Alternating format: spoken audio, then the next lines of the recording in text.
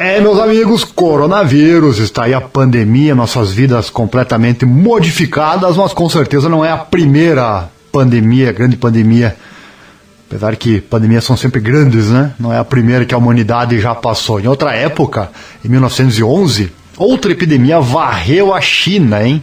Naquela época o mundo se uniu. Vamos trazer na sequência esta informação aqui para você que acompanha o meu canal, tá aí na quarentena, tá em casa, mas fica por dentro das informações, porque você está no canal aqui do Ariel Silva, que traz pelo menos um vídeo por dia com alguma informação interessante, relevante, né, para você que gosta, assim como eu, é apaixonado por informação. Vai se inscrevendo já no canal aqui embaixo, acione o sininho. Só dessa forma você recebe o vídeo do dia, clique em todas as notificações, só assim você recebe todos os vídeos. Também compartilhe ele com os seus amigos, leve a informação adiante e acesse meu site também. Você viu aí a animação de como ele funciona. Vamos lá então, esse é o ano 1911, uma epidemia mortal se espalhou pela China e ameaçou se tornar uma pandemia.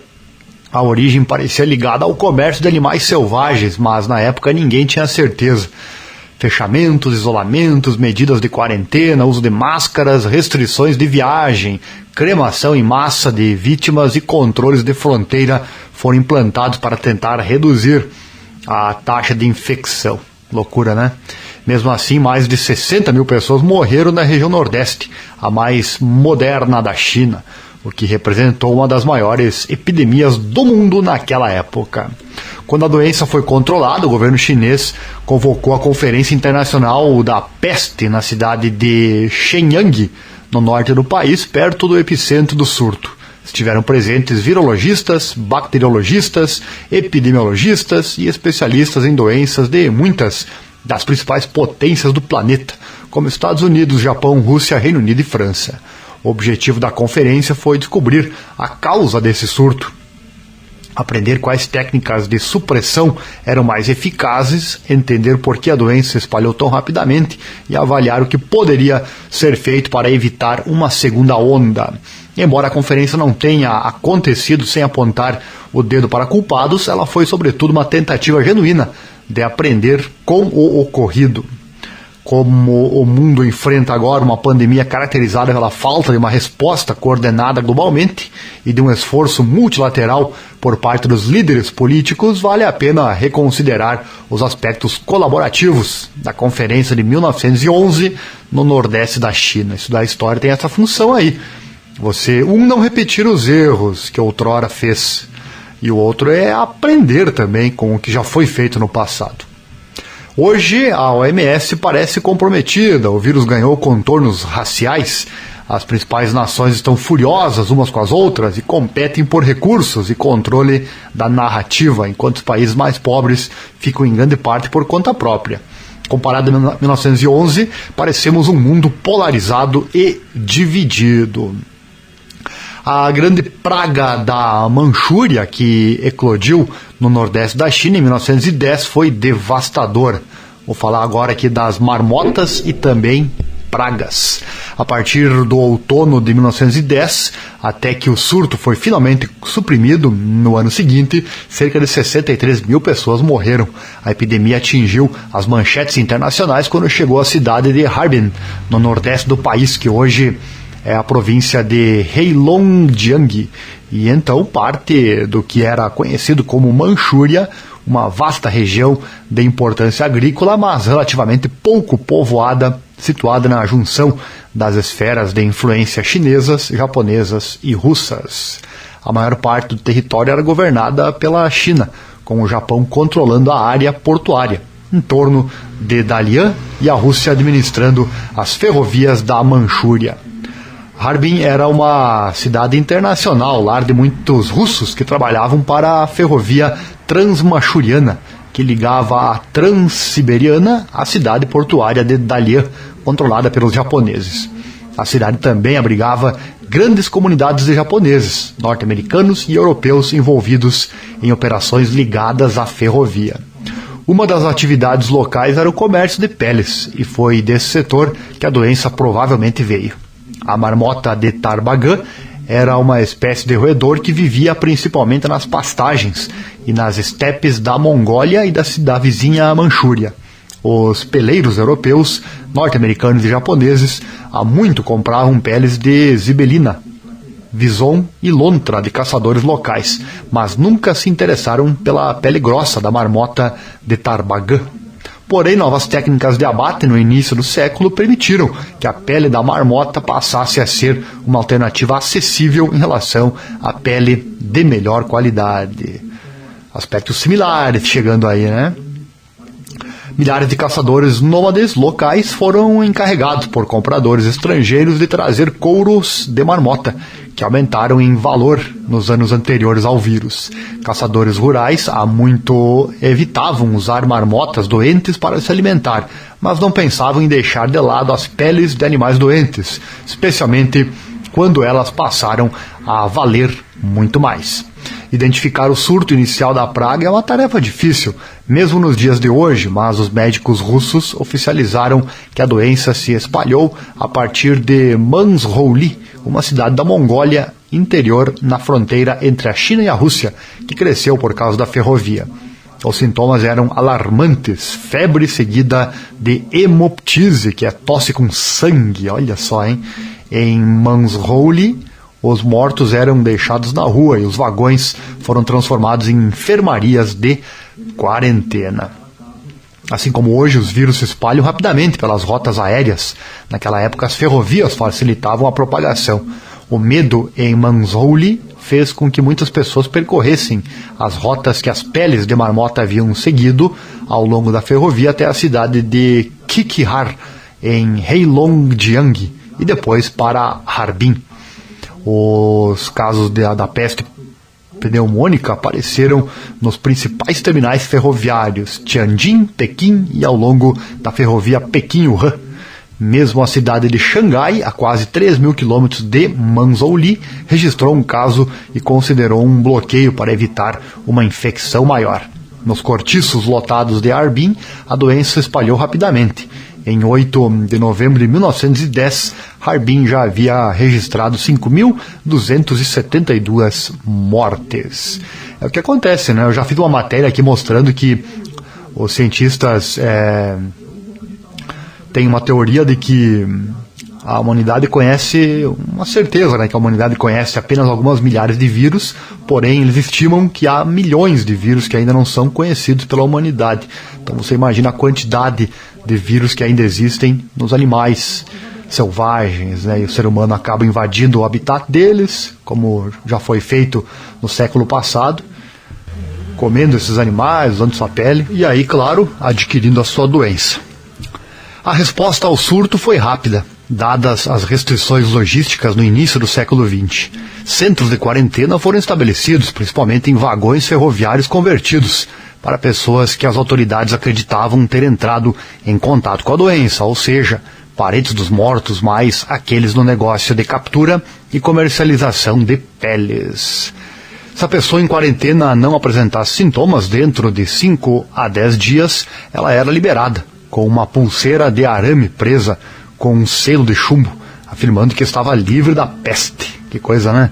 Porém, se os sintomas aparecessem, todo o vagão estava essencialmente condenado, dada a impressionante taxa de mortalidade de quase 100% de quem pegasse a doença. Enterros eram proibidos, cremações em massa foram aplicadas. Por outro lado, em Harbin, a principal autoridade médica chinesa, Wu Lin-tet, um médico de origem chinesa nascido na Malásia e educado na Universidade de Cambridge, no Reino Unido, estava conseguindo conter o surto. Wu passou a fazer autópsias das vítimas e estabeleceu que a doença era praga pneumônica e não bubônica. A diferença entre as formas da praga é o local da infecção. Na praga pneumônica, a infecção ocorre nos pulmões, e na praga bubônica, mais famosa, né, ela ocorre nos linfonodos. Ele também recomendou fortemente o uso de máscaras faciais. No início de 1911, a China havia mobilizado médicos e epidemiologistas de toda a China para trabalhar em Harbin. Wu sabia que havia um prazo importante se aproximando, O Ano Novo Chinês seria celebrado oficialmente em 30 de janeiro daquele ano, e Wu sabia que limitar as viagens seria quase impossível durante a migração anual para muitos chineses. Se a taxa de infecção não fosse reduzida, havia o risco de se tornar uma epidemia nacional. Quantas semelhanças, né? Que loucura! A resposta, às vezes, era dura. Qualquer alojamento onde aparecesse uma infecção era queimado até virar cinzas. Mas, em geral, as medidas de Wu funcionaram. As chamadas zonas sanitárias, quarentenas, bloqueios, isolamento, restrições de viagens e máscaras foram implementadas e parecem ter diminuído a taxa de infecção em Harbin até o final de janeiro. As infecções se espalharam, no entanto, ao longo da linha férrea. No início de janeiro de 1911, Shenyang tinha mais de 2.571 mortes. Subitamente, as restrições de quarentena e viagens em Shenyang começaram a entrar em vigor e a taxa de infecção caiu. Mas várias cidades ao longo da linha férrea, no caminho para a cidade portuária de Dalian, relataram casos. Em Dalian foram instituídas inspeções em massa de passageiros de trens e navios. A linha foi fechada e as balsas precisaram ficar paradas no porto. Tais medidas impediram que a praga chegasse a Dalian. Mais semelhanças, né? Embora os casos continuassem a aparecer na Manchúria e ocasionalmente em Harbin, o médico Wu declarou a praga suprimida no final de janeiro de 1911, com uma última cremação em massa das vítimas. Era hora de convocar uma conferência internacional para tentar descobrir por que o surto havia sido tão grave e generalizado, e quais medidas contra a praga funcionaram melhor. E em estudo divulgado em 2012 sobre a grande praga da Manchúria, o professor de Yale William C. Summers escreveu, aspas, no final de janeiro de 1911, o impulso para que algum tipo de consórcio internacional de especialistas se reunisse na China crescia rapidamente, fecha aspas. A conferência não foi isenta de riscos para os chineses. A China tinha uma linha férrea controlada pela Rússia, percorrendo uma vasta faixa do seu território. O Japão tinha um posto avançado em Dalian e controlava o principal porto marítimo do norte da China, e as potências europeias e os Estados Unidos tinham portos assegurados por tratados por todo o país. Ainda assim, os chineses avançaram com a ideia de sediar o evento, o que ajudou o país a evitar a acusação de não fazer nada depois da epidemia. Todos os participantes prometeram que a conferência trataria, sobretudo, da investigação científica e não com a imposição de mais controles externos à China.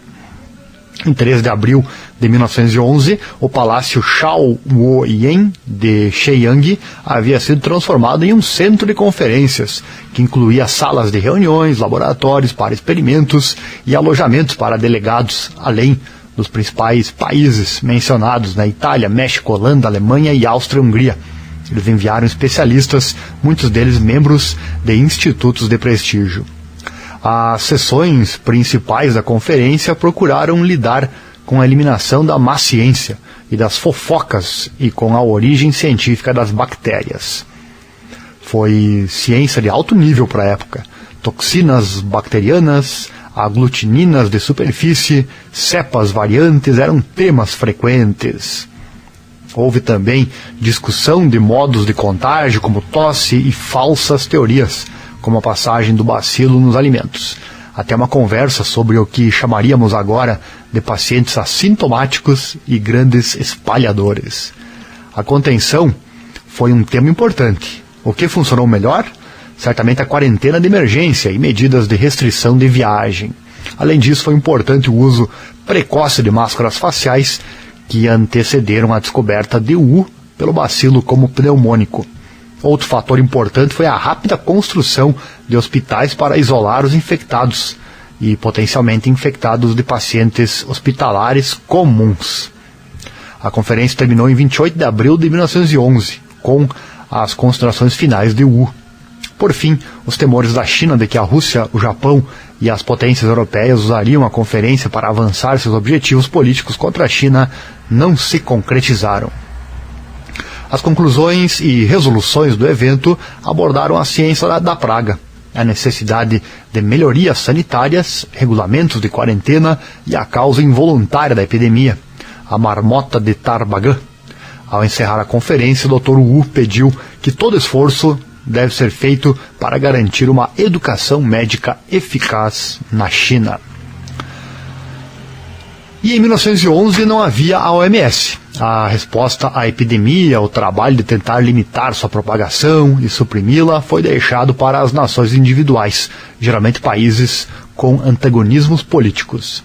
Não havia políticos em Shenyang, apenas cientistas que viam a necessidade de uma resposta intergovernamental global e uma organização global de saúde.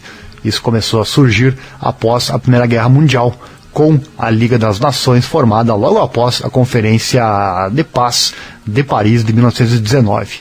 A Liga assumiu questões relacionadas à saúde por meio do seu Departamento de Saúde, formado por uma seção executiva de médicos especialistas.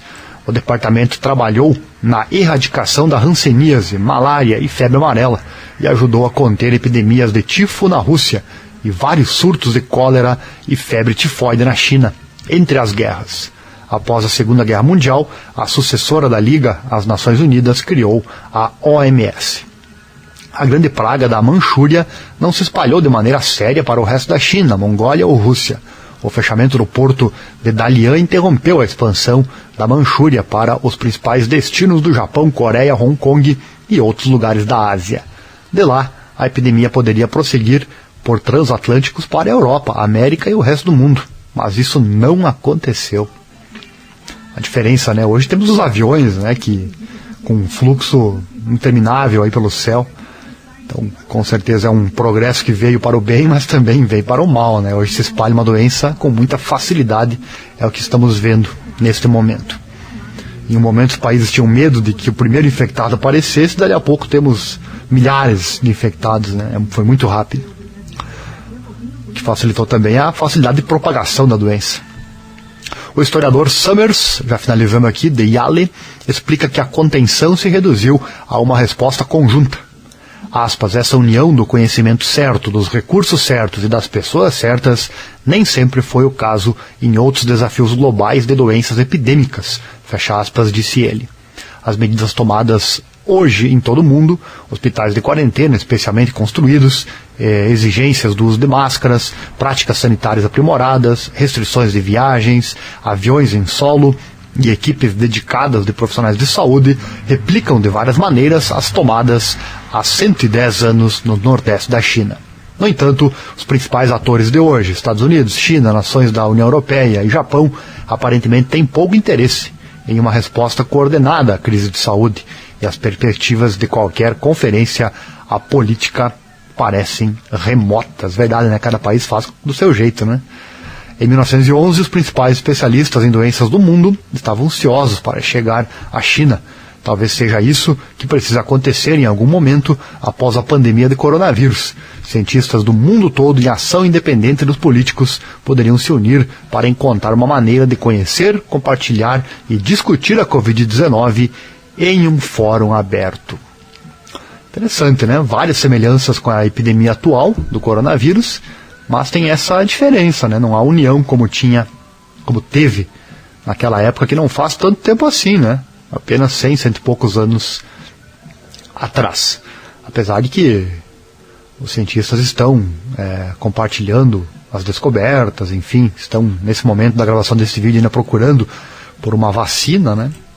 Que, como já trouxemos aqui em outro vídeo, talvez nem venha neste ano, ou talvez nem venha, né? Já tivemos outras doenças sem vacina e o coronavírus pode ser uma delas, né? Ainda não temos avanços, mas não temos ainda resultados. E teremos então, já estamos tendo que conviver com essa doença, né? Conviver com a doença, algo realmente complicado. E como eu disse no meio do vídeo, o ser humano conhece apenas algumas milhares de vírus. Existem milhões, segundo estimativas, milhões de vírus ainda escondidos que nós não conhecemos. Ou seja, tem coisa talvez grave aí escondida que talvez um dia apareça por aí, né? Este foi então o nosso vídeo do dia, informação mais relevante que eu, Ariel Silva, separei nesse dia de hoje. Contei essa história aqui de 1911, com outra epidemia que varreu a China.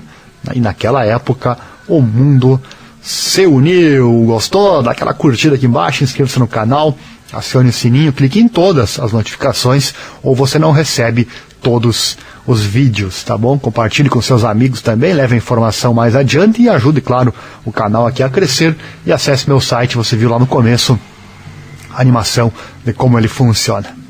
Abraço do Ariel Silva e até mais. Comente abaixo, deixe suas sugestões também, peça para fazer um vídeo sobre um determinado assunto, com certeza vou atender a sua solicitação. Um abraço e até mais. Este foi mais um vídeo feito especialmente para você. Não esqueça, inscreva-se no canal, acione o sininho. Desta forma você recebe o vídeo do dia. Acesse meu site também, é www.divulgueconosco.com.br. Baixe o aplicativo das nossas rádios, Rádio Clássica e também Rádio Mais Tocadas. E acesse também nossa divulgação, lá no site tem todas as informações. Divulgue de forma eficiente, via redes sociais, via internet. Um abraço do Ariel Silva e até o próximo vídeo.